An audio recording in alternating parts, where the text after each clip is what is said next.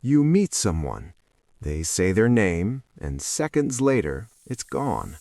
Not completely, just out of reach. You remember their face, their tone, even what they were wearing. But the name? It slips. And now you're stuck in that quiet panic, hoping no one asks you to repeat it. Why does this keep happening, even when you try to remember? It's not just awkward. It starts to shape how you see yourself. You hesitate to introduce people. You avoid using names at all. You replay conversations later, thinking, why can't I remember something so simple? And over time, it feels like a flaw, like your brain is missing something basic. But here's what makes it more confusing. You're not forgetful in general.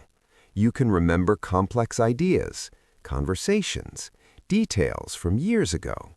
But names? They vanish almost instantly. This isn't random. It's a pattern. And in psychology, patterns usually point to something deeper than memory alone. Forgetting names easily doesn't mean your memory is weak.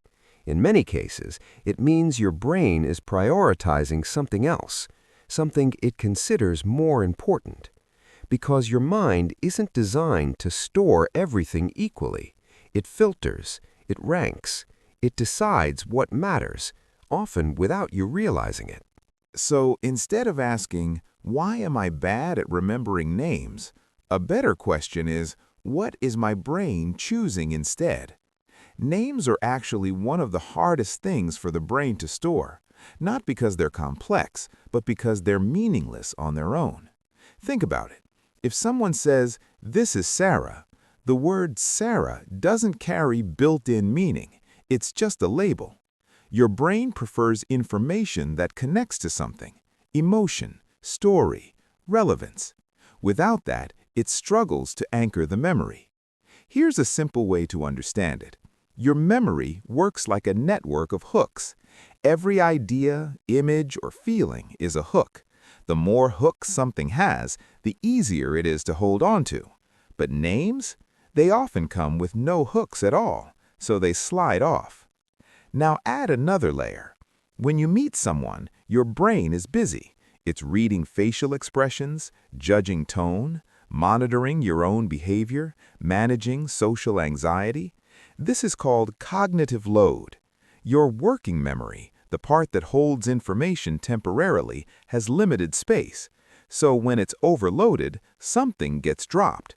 And often, it's the name. Not because it's low in immediate survival value. Your brain is asking, do I need this right now to navigate this moment? And most of the time, the answer is no. So it lets it go. There's also something called an encoding failure. You didn't forget the name.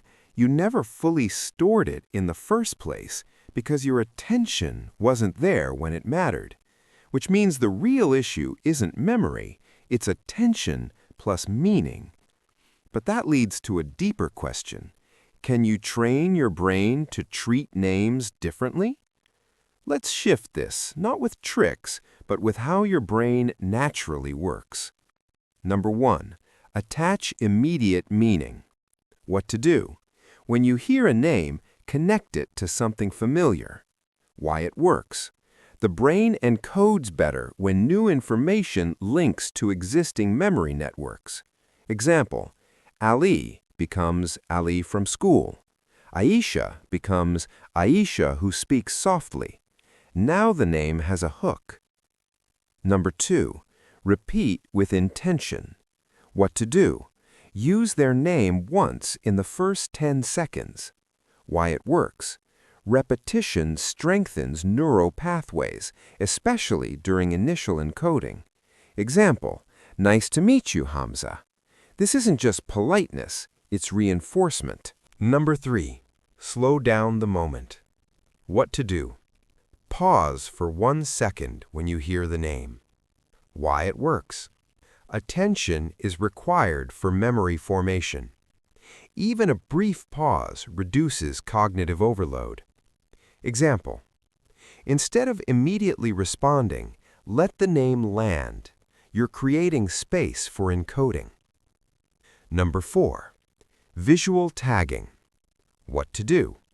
Mentally link the name to a visual feature. Why it works.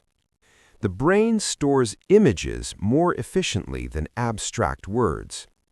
Example: Bilal with glasses. Zara with the bright scarf. Now the name is anchored to something concrete. Number 5. Accept imperfection, but stay present. What to do? If you forget, stay present instead of panicking. Why it works. Anxiety shuts down memory retrieval. Calm attention keeps the brain open. Example: instead of withdrawing, continue the conversation. You can always ask again, but now with more awareness. Your brain isn't bad at names. It's selective. It remembers what feels meaningful, relevant, and attended to. So the real skill isn't trying harder, it's creating hooks. Think of every name as something that needs a place to land. No hooks, it slips. Add meaning, attention, and connection, and suddenly it stays. Not perfectly, but more often than before. So the next time a name disappears, don't rush to label yourself as forgetful. Instead, notice the moment, where your attention went, what your brain chose instead, because that tells you something deeper about how you experience the world. And maybe remembering names was never about memory at all. Maybe it was about learning what your mind finds worth holding on to and gently teaching it what to keep.